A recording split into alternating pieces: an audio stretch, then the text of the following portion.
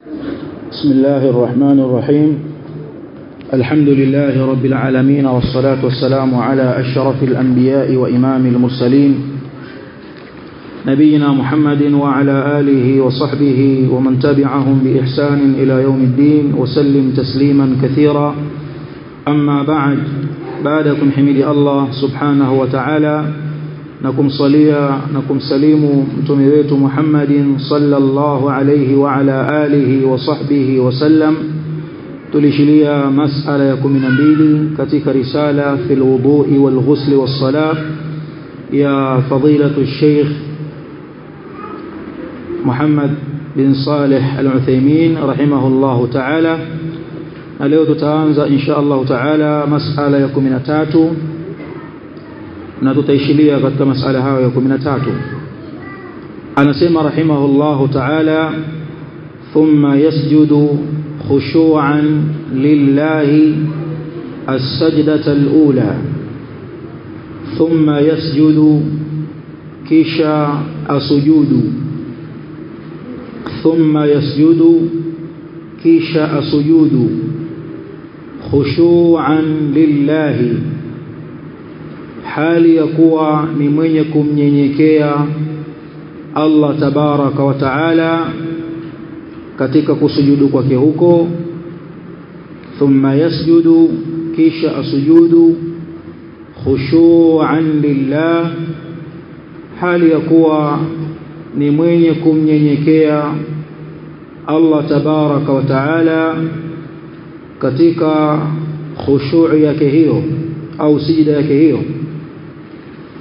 السجدة الأولى، السجود سجدة يا كwanza. السجدة الأولى، سجدة يا كwanza. ثم يسجد، كش السجود. ثم يسجد، كش السجود خشوعا لله، هل يكون من يكون ينكي الله. السجدة الأولى، سجدة يا كwanza. ويقول عند سجوده، na aseme kile kipindi anaelekea katika kusujudu.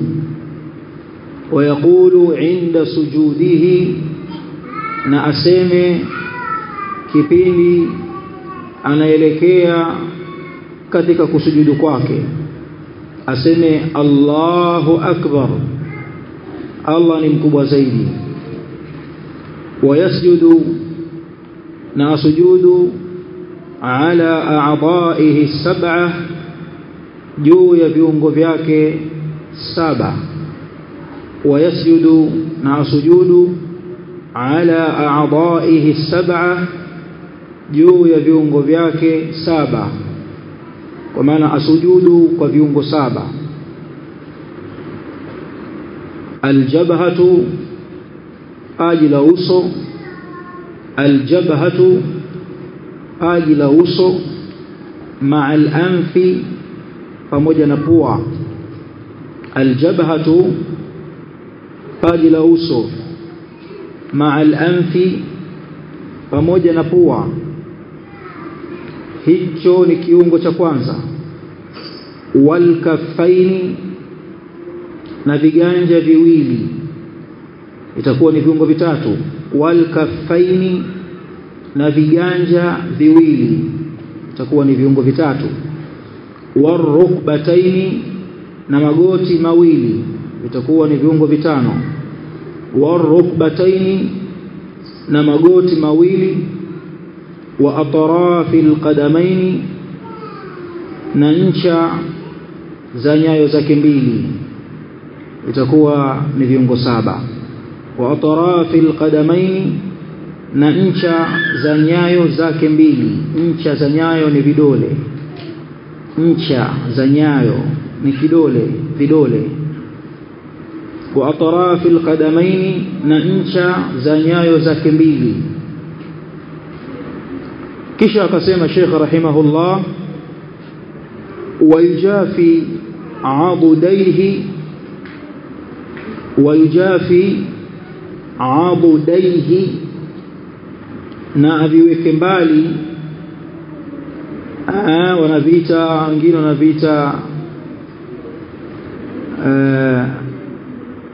vipanya ni sehemu kutoka chini ya bega kabla hujafika kwenye joint ya mkono. Kipande hicho kinaitwa abud kwa lugha ya Kiarabu. Abud yani kuanzia bega mpaka kwenye maungio au kwenye joint hiyo ya mkono, kwenye kisukusuku. Kipande hicho kinaitwa abudi kwa lugha ya Kiarabu. Bega lako mpaka kwenye kisukusuku, usawa huo unaitwa abudi. Kwa hiyo wayujafi abudaihi, na abudi zake mbili aziweke mbali, an jambaihi, kutokamana na mbavu zake mbili, yani ubavu wake wa kulia na ubavu wake wa kushoto, kwenye sehemu za mbavu zisiguse mbavu. Abudi hizo ambavyo Allahu aalam Kiswahili wanakitaje, lakini Kiarabu inaitwa abudi. Hapo kwenye bega mpaka kwenye joint ya kisukusuku inaitwa abudi. Hizo unaposujudu zisigusane na mbavu zako, ndio kusudio wayujafi abudaihi, na ziweke mbali abudi zake mbili an jambaihi, kutokamana na mbavu zake mbili. Yani ubavu wa kulia usiguswe na abudi ya kulia, na ubavu wa kushoto usiguswe na abudi ya kushoto. Tumeelewana vizuri hapo? Tayeb. Vivyo hivyo wanataja kwamba katika kuviweka mbali visigusane wakati wa sijida, pia tumbo lako lisiguse mapaja yako, kwa maana usijikusanye mithili ya nyama paka anapotaka kuruka. Paka anapotaka kuruka anajikusanya ili apate nguvu aruke. Kwa hiyo kadhalika tumbo lako lisigusane na mapaja yako, kwa maana jirefushe mbele. Kadhalika weka mbali baina ya mapaja yako mawili na ugoko wako, nyama zako za ugoko. Ugoko una mbele na ugoko una nyuma. Nyuma kuna majinyama yananing'inia kwenye ugoko. Nyama za ugoko zisigusane na nyama za paja. Na ufanye hivyo ikiwa humuudhi jirani yako katika safu, ukiwa humuudhi na kumbana mwenzako katika safu. Yani usije ukafanya hayo alafu kawa umemkandamiza mwenzako, umetanua mikono yako kadha, unambana mwenzio. Hilo halitakikani. Usifanye katika mazingira ya kumuudhi jirani yako katika sala, ila ukiwa uko peke yako unaswali, au imamu, au kuna wasaa mwenzako naye anafanya kama hivyo, kwa kuna wasaa unapatikana, fanya hivyo. Wala yabsutu dhira'aihi, na wala asitandike mikono yake miwili, ala al-ardi, juu ya ardhi. Pale unaposujudu mikono yako miwili usiilaze chini ya ardhi, kwa maana kitakachogusa ardhini ni viganja, vitanga vya mkono au viganja, ndivyo vinavyogusa ardhi. Kwa hiyo kuanzia hapa kwenye joint hii ya kiganja mpaka kuja kwenye kisukusuku, usawa huo hautakikani ulazwe ardhini. Kitakachogusa ardhi ni viganja peke yake vya mkono. Tunafahamiana vizuri? Tayeb. Wala yabsutu dhira'aihi, na wala asitandike dhiraa zake mbili. Dhiraa ni sehemu hii hapa, kuanzia hapa mpaka hapa. Yani unaweza kusema kiganja cha mkono mpaka kwenye kisukusuku, usawa huu unaitwa dhiraa. Kwa hiyo tumeona kwamba kiganja kinagusa kuanzia baada ya kiganja kuja mpaka kwenye kisukusuku, hivi visilale ardhini kama wanaposujudu watoto wadogo. Baadhi ya watoto wadogo tu wanafanya hivyo, kwa hiyo haifai kufanya hivyo. Tumeelewana? Wala yabsutu dhira'aihi ala al-ardi, na wala asitandaze au asitandike dhiraa zake mbili, mkono huu wote ukao umeulaza ardhini zaidi ya viganja viwili. Wayastaqbilu biruusi asabi'ihi alqiblata, wayastaqbilu na aelekee biruusi asabi'ihi, kwa kutumia vichwa vya vidole vyake aelekee alqiblata, aelekee qibla. Wayastaqbilu na aelekee biruusi asabi'ihi, kwa vichwa vya vidole vyake vya miguu alqiblata, aelekee qibla. Kwa maana ukisujudu vile vidole vyako vinagusa ardhini, vidole viguse ardhi na uvielekeze qibla, viguse ardhi. Kwa hiyo unakanyaga kwa tumbo la vidole vyako vya miguu. Vidole vya miguu vina tumbo na vina mgongo. Tumbo lile gusisha ardhini ukiwa umeelekeza qibla, vile vitakavyoweza kugusa ardhini. Tumeelewana vizuri hapo? Naelewa kina mama jamani? Haya.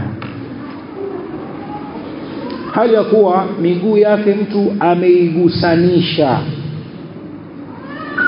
Unafanya hivyo ila hali miguu umeigusanisha, mguu wa kulia umegusana na mguu wa kushoto, imeambatana na vidole umevielekeza katika usawa huo. Kwa maana usio mguu huu kwa mashariki, mguu huu kwa magharibi, alafu msujudu. Ikutanishe, alafu vile vidole vyake vigusanishe matumbo yake na ardhi likiwa vimeelekea qibla. Dhahiri? Nani hajaelewa? Hamna. Haya ndio ambayo Sheikh ametueleza katika hali ya sijda, masala ya 13.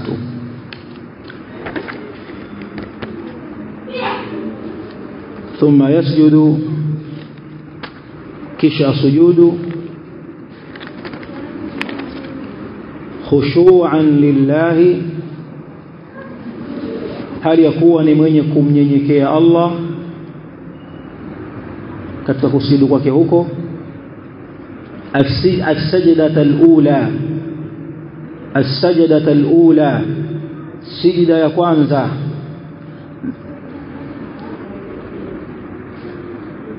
Wayaqulu, na aseme inda sujudihi, wakati wa kwenda kwake kwenye sijda, Allahu akbar, huko anakwenda kwenye sijda. Na hapa jinsi ya kwenda katika sijda, je, yatangulie magoti kufika kule chini au itangulie mikono miwili? Masala haya ambayo wamekhtalifiana wanawazuoni ikhtilafu kubwa. Tangulize mikono au tutangulize magoti? Ikhtilafu. Hawa wanasema magoti na wana dalili ya hadithi. Hawa wanasema kutangulizwa mikono miwili, viganja, tangulie viganja alafu ndo magoti yaje. Nao pia wana hadithi. Wale waliokataa kutanguliza magoti wameidhoofisha ile hadithi ya kutanguliza magoti, kwamba hadithi hiyo ni dhaifu. Na aliyedhoofisha Sheikh Albani rahimahullah ta'ala na wengine katika ulama. Sheikh Albani ameona ile hadithi ni dhaifu, na hadithi ambayo ina nguvu kwake yeye ni kutanguliza mikono, kwa sababu kutanguliza magoti kunaleta vurugu sitini, makelele na kishindo. Kwa hiyo lao watu wote wakatanguliza magoti yao kunapatikana kishindo kikubwa. Lakini ukitanguliza mikono hiyo hali haipatikani. Kwa hiyo tutasema tunatanguliza mikono kwa yule ambaye atakuwa na uwezo wa kulifanya hilo. Ama yule ambaye hawezi kutanguliza mikono kwa utu uzima wake, kwa maradhi, kwa kadha, tutamwambia atakwenda kwa ile hali ambayo anaiweza. kwa hiyo kama itakuwa ni magoti ametanguliza kwa dharura hiyo he wallah, lakini asli ni kutanguliza mikono kama walivyotaja masahaba juu ya sala ya Mtume sallallahu alayhi wasallam.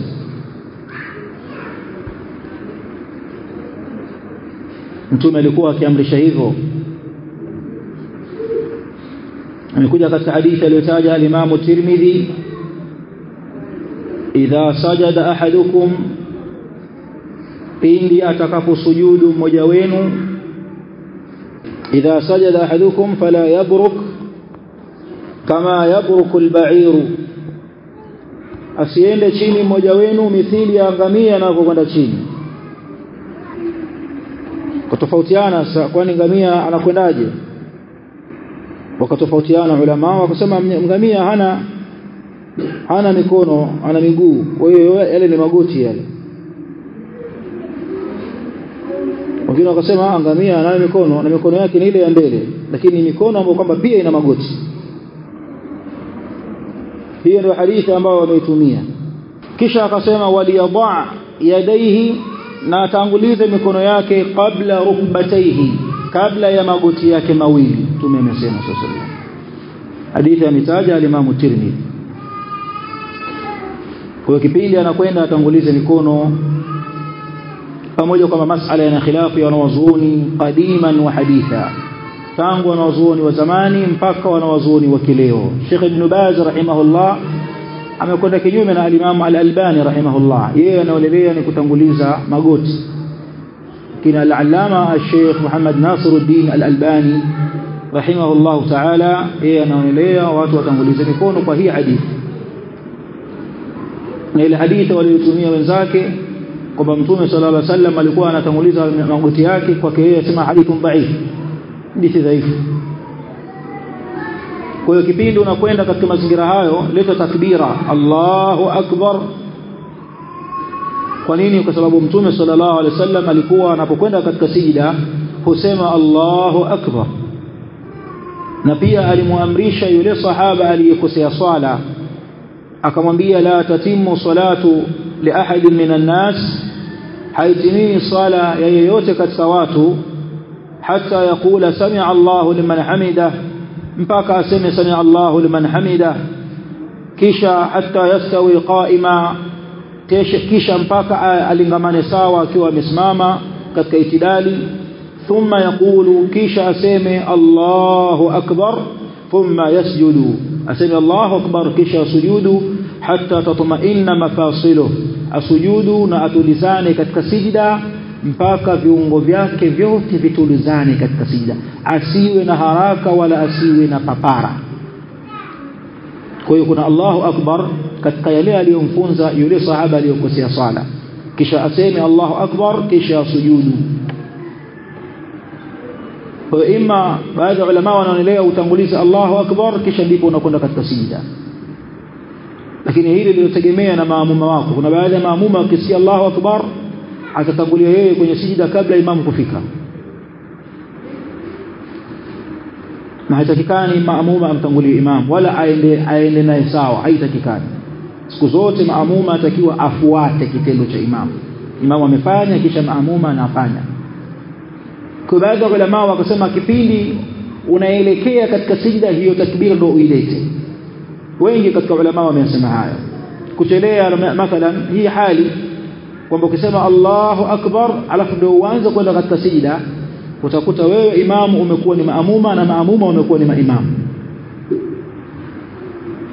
Kwa kuchunga hiyo hali na mazingira kama hayo, itokee ni katika jamii ambayo inajua kwamba sisi tukimsikia imamu Allahu akbar hatuendi mpaka tumuone yeye ameshafika katika sijida. Na ndivyo ilivyokuja katika hadithi.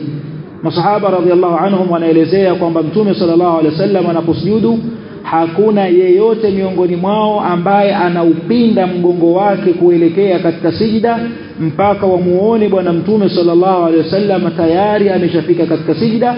Kisha wanasema thumma naqa'u sujudan ba'dahu, kisha ndipo sisi tunapomoka chini kusujudu baada ya yeye kuwa tayari ameshafika katika sijida. Sio maamuma wa leo, wengi wao wasujud taratibu za kumfuata imamu katika sala.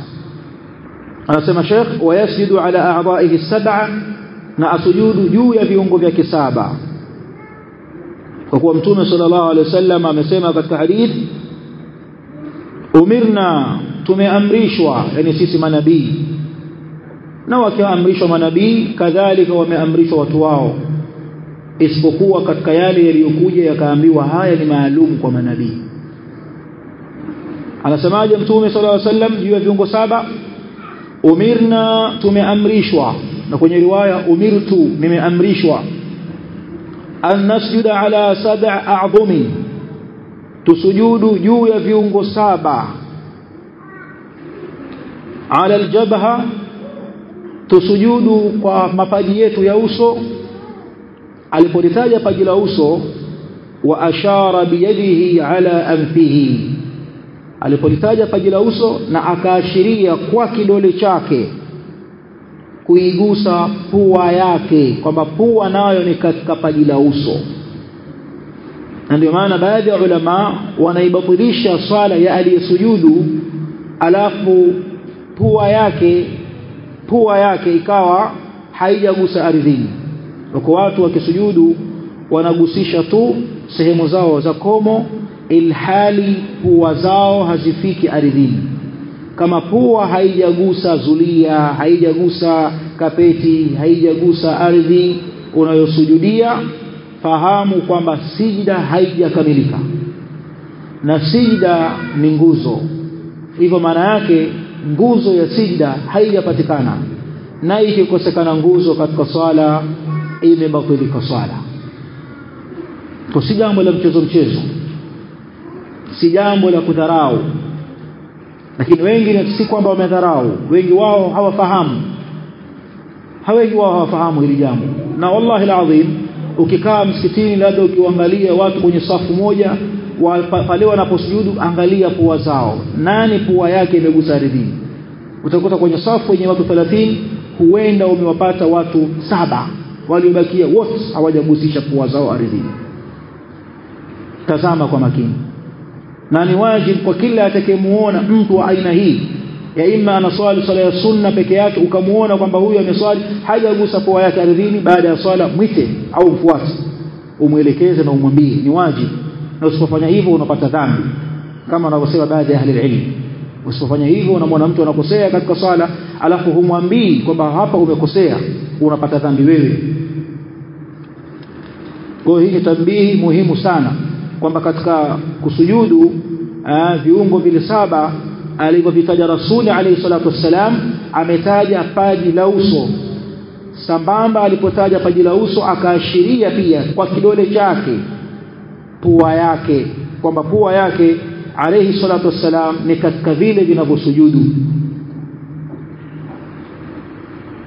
kisha akasema wali yadaini tumeamrishwa tusujudu juu ya mikono miwili na kwenye lafdhi al-kaffaini viganja viwili mikono kwa maana ya viganja ndivyo vinavyogusa ardhini wakati wa sijda warukbataini na tumeamrishwa tusujudu juu ya magoti mawili na tutumie magoti yetu katika kusujudia wa atrafi al-qadamain na ncha za nyayo mbili tumesema ncha za nyayo ni vidole vyake wala nakfitu athiyaba wash-sha'ra wala nakfitu athiyaba wash-sha'ra na tumekatazwa tusikunje kwenye swala tusikunje nguo haifai kukunja nguo katika swala wash-sha'ra wala kukunja nywele kwa maana Waarabu wanaume ambao Allah aliwajalia nywele manywele yakawa ni makubwa marefu walikuwa kama wanazikunja fulani kwa aina fulani kwa huko nyuma kwa unapotaka kuswali huruhusiwi kuifanya hiyo hali utakuwa usiachilie zote bila kuwa zimekunjwa kwa hiyo anasema bwana Mtume sallallahu alaihi wasallam katika ambayo tumeamrishwa tusiyafanye haya tusikunje nguo utakuta mtu anaswali amekunja mguu wa suruali yake amekunja mkono wa shati haya hatakikani haya mambo lakini wengi katika watu hawafahamu wengi katika watu hawafahamu, sababu hawakai katika madarasa, wanaona hawana wakati, hawana muda, wanachelewa, wana mambo yao makubwa sana yenye umuhimu mkubwa sana kuliko jambo la kukaa msikitini dakika 30 dakika 40 akasikiliza juu ya sifa ya sala ya Mtume Muhammad sallallahu alaihi wasallam, akarekebisha yale makosa ambayo kwamba anayafanya. Hili ni balaa kubwa. Jamii ya Uislamu si jamii somi, kwamba watu wanapenda wakae wasome wataalamike wayafahamu mambo. La, wengi wao hawana wakati, na tangu walivyoishia madrasa miaka hiyo, mtu ametoka madrasa akiwa na miaka 12 13 mpaka amefikia miaka 30 hana habari tena yeye kurudia yale aliyosoma wala kuhakiki ibada zake na sala zake. Haya mabalaa makubwa ambayo kwamba tuko nayo.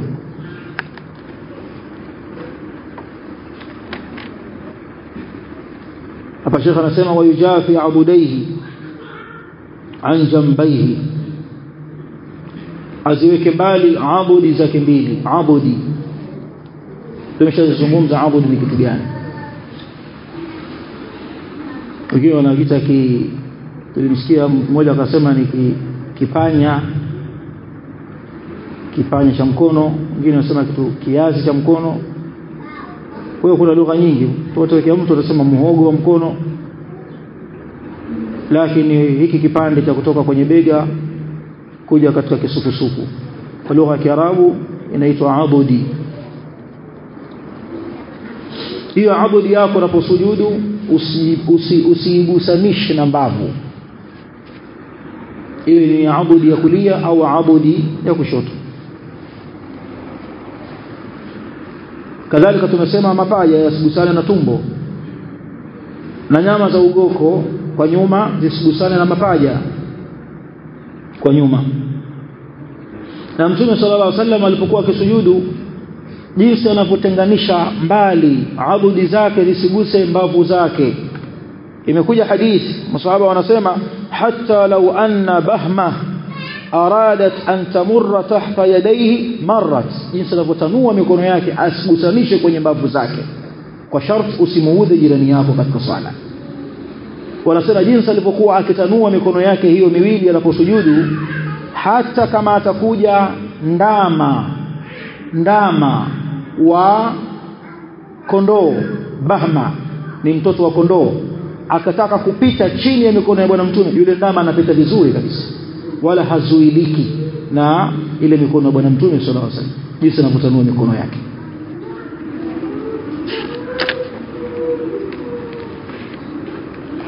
Na ndio maana Mtume sallallahu alaihi wasallam akawa amesema haya, wala yabsutu dhira'aihi 'ala al-ard, wala asitandaze au kuitandika mikono yake miwili ardhini zaidi ya viganja vyake.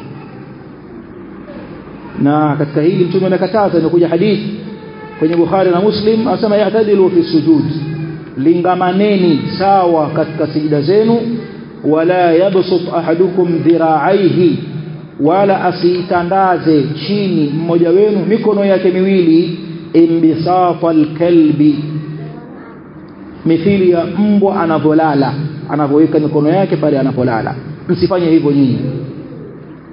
Wayastaqbilu bi ru'usi asabi'ihi alqiblata, wayastaqbilu bi ru'usi asabi'ihi, na aelekee kwa kutumia vidole vya au kutumia vichwa vya vidole vyake. Vichwa vya vidole na vifahamu, kidole kina kichwa chake, yani tumia vichwa vya vidole uvielekeze kwanza, uviambatanishe na ardhi, vishikane na ardhi huku vikiwa vimeelekea kibla. Vaweza vikawa vyote vimewezekana, au vikawezekana viwili, vitatu, vinne, kwa sababu ya umbile la miguu, kila mmoja na mguu wake.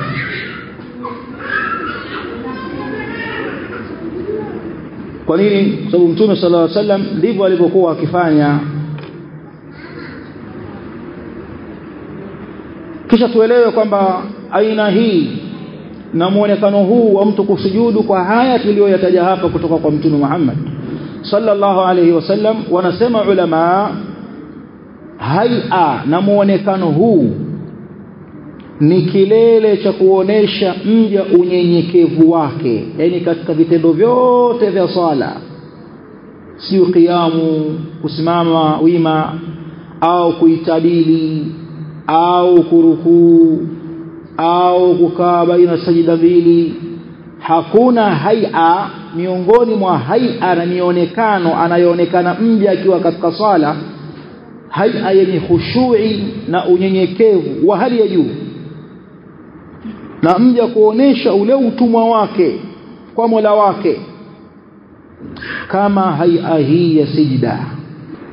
Kama haia hii ya sijda, yani hii sijda katika nguzo za sala zote, wanasema ulama, hii ndio nguzo yenye ubora na fadhila na sharaf kuliko nguzo ya rukuu, kuliko nguzo ya itidali. Hii nguzo ya sijda hii, kwamba umelala pale chini, umesujudu, umeweka mikono yako, umetanua mikono yako, umejiweka mbali, umejirefusha, umesujudu, yani ile ndiyo haia ya udhalili mkubwa. Wewe mja wajidhalilisha na kuonesha ule utumwa wako mbele ya nani? Mola wako Allah tabaraka wa taala.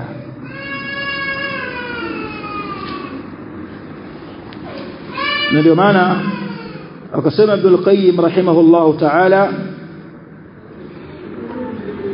dhalika anna as-sujuda a'zamu arkani as-salah, na hilo ni kwa sababu sijda ndiyo nguzo tukufu mno katika nguzo zote za sala.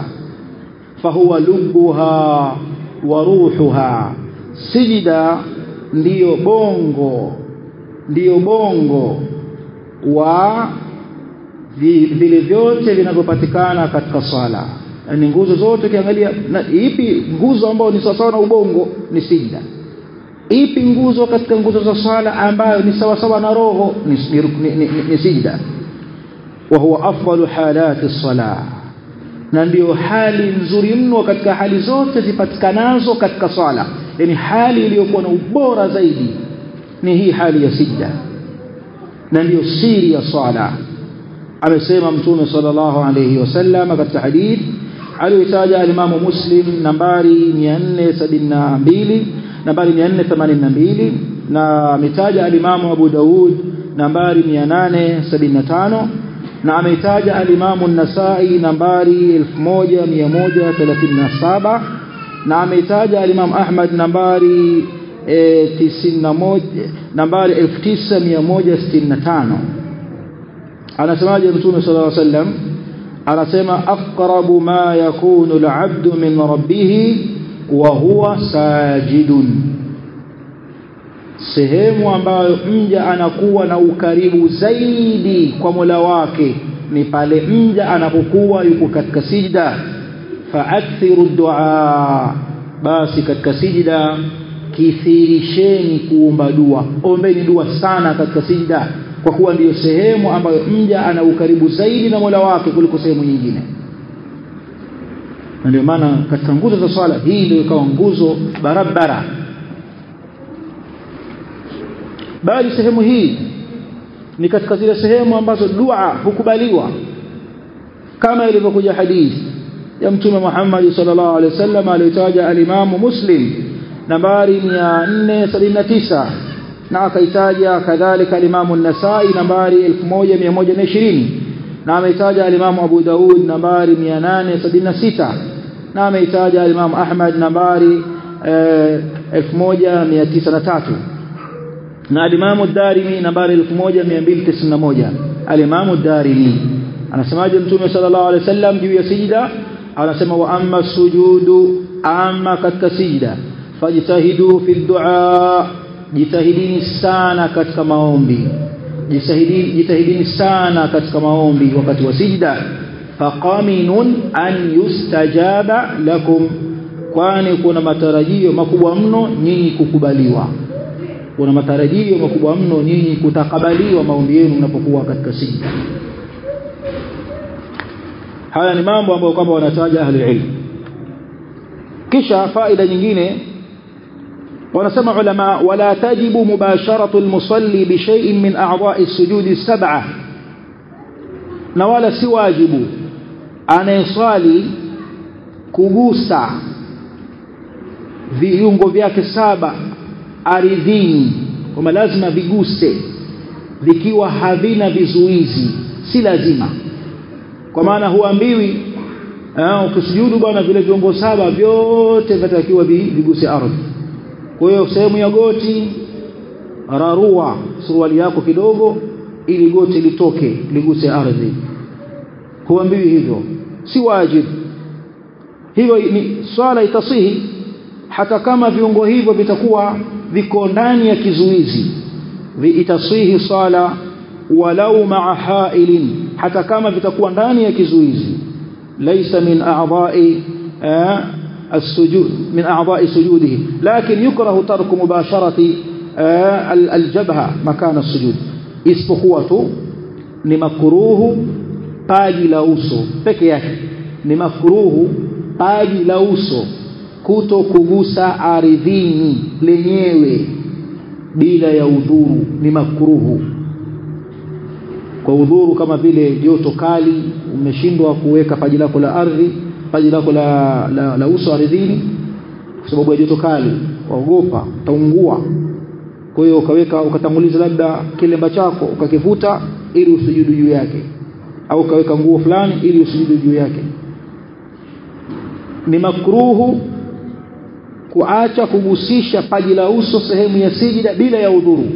Miongoni mwa udhuru ni baridi kali au joto kali. Lakini viungo vilivyobakia huambii kwamba hivyo ni sawa sawa na paji la uso katika hukumu. Hapana. Tumefahamiana vizuri? Na swala inasihi, isipokuwa wanataja ulama kwamba ni makruhu kutogusisha paji la uso sehemu yako ya kusujudia. Walisujudu ala alha'il 3 anwa', na kusujudu mtu akiwa ana kizuizi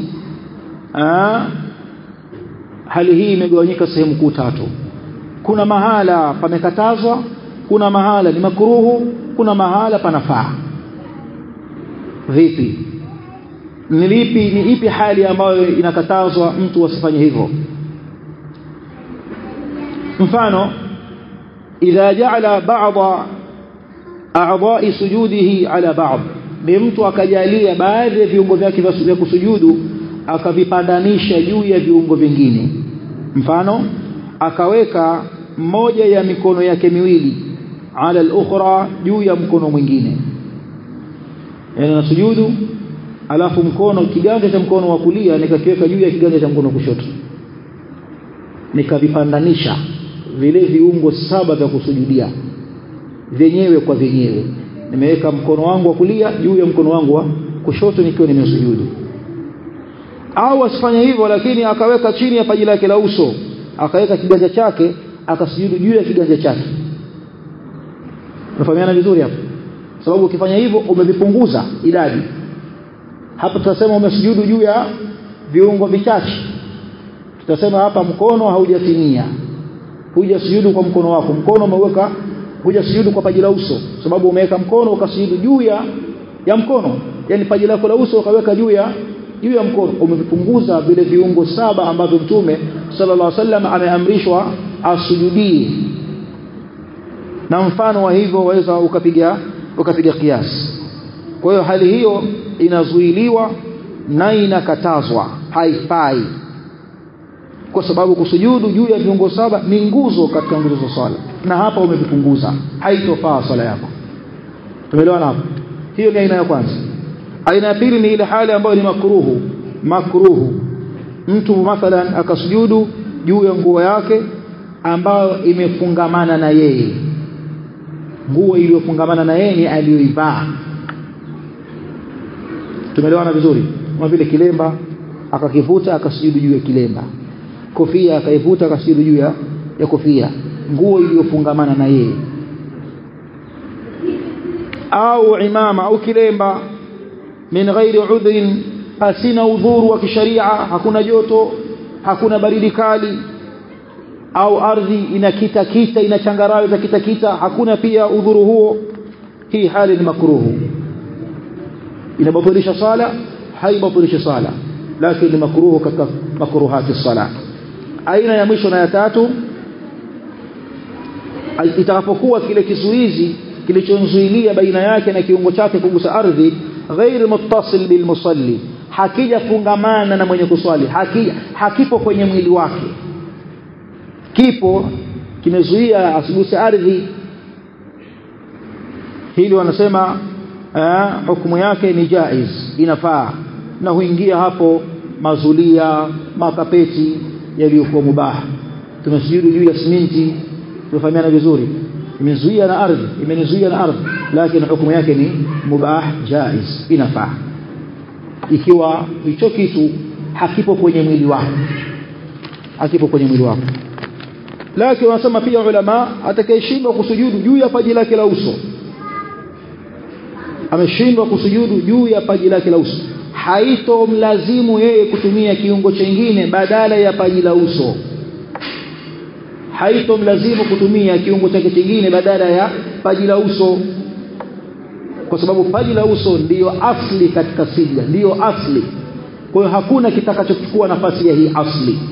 Vilivyobaki katika vile 7 hufuata baada ya paji la uso. Kwa hiyo akishindwa kutumia paji lake la uso kusujudia, huyu atakiwa yumiu ma yumkinuhu wujuban, anatakiwa aashirie kama vile ana sujudi, muda kuwa hawezi paji lake la uso kugusa ardhini kwa dharura aliyokuwa nayo, basi atakwenda kama vile ana sujudi lakini hagusi chini, hakitochukua chingine nafasi ya paji la uso, kwa kuwa paji la uso ndio asli katika vile viungo 7 vya kusujudia. Hivyo hakuna chochote kitakachochukua nafasi yake. Tumeelewana vizuri? Haya wameyasema ahlul ilm, wallahu ta'ala a'lam, walhamdulillahi rabbil alamin.